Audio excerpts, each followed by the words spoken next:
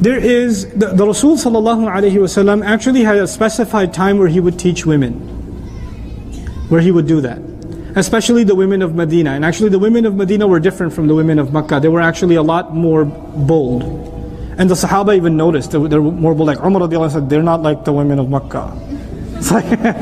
So there was a difference between them. And they're outspoken. And we even know that from many athar and many hadith texts. Like, Umar is giving khutbah radiallahu anhu and a woman gets up and says, you can't say that. Allah said this. Like, lady, why are you not in the sister section behind a glass?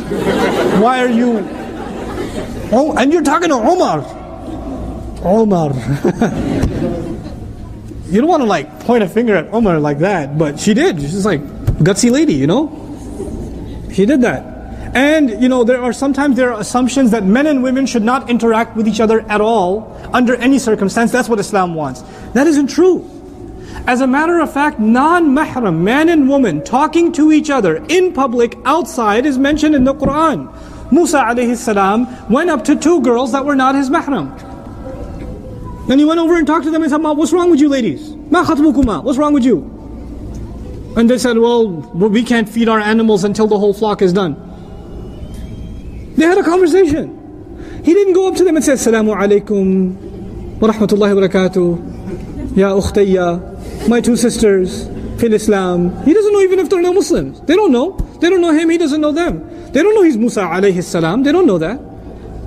They don't know any of that. But they had a conversation with each other.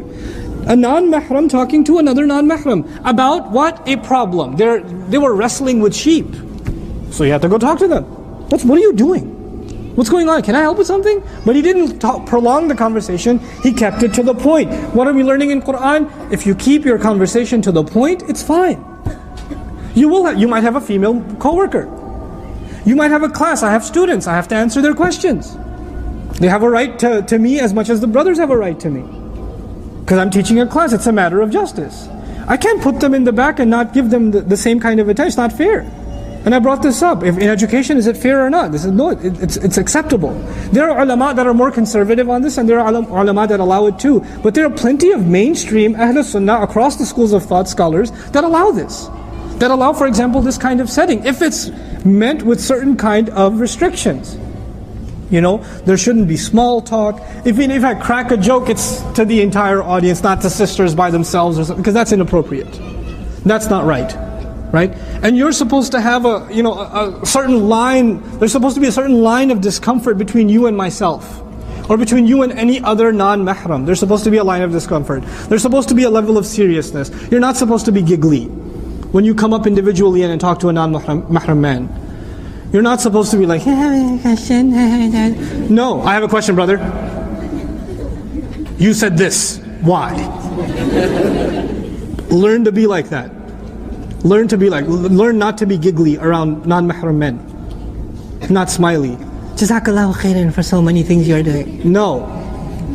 Say that on your own. Don't come up and say it to me. Don't come up and say it to me. Say that to your dad. Jazakallahu khairan, Baba. You're so awesome. Great. When you come up to a non-mahram, if it's your teacher, if it's the imam of the masjid, if it's your employer, keep a serious tone. Keep a serious tone. When a woman uses a serious tone, the man becomes serious automatically. Girl comes up to you, you think she's kind of pretty. She comes up to you and says, Assalamu alaikum.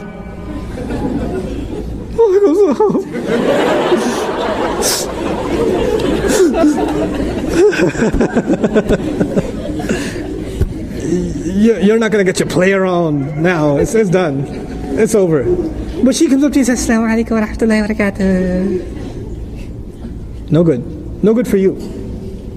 Then you'll be like, oh, wa alaikum salam. That's bad for you. So you have to keep a stern voice. And these rules, I'm kind of alluding to them, Surah An-Nur already covers them. These rules are already there. You have to keep a stern voice. You have to keep your eyes low. As low as it doesn't mean you don't look away like, brother, I have a question. Like you don't do that either. But if you don't stare at the person. You're like, yes, sister, do ask. No, not like that. Not like that. يَغُضُّ مِنْ أَبْصَارِهِمْ يَغْضُضْنَ مِنْ أَبْصَارِهِمْ. That's normal. It's not like over the top, but the idea is to keep yourself low. Don't stare. you know, make just enough eye contact to get your point across, and that's it. That's all. You don't need more than that, you know. So these certain things, they are the guidelines by which public settings make it okay.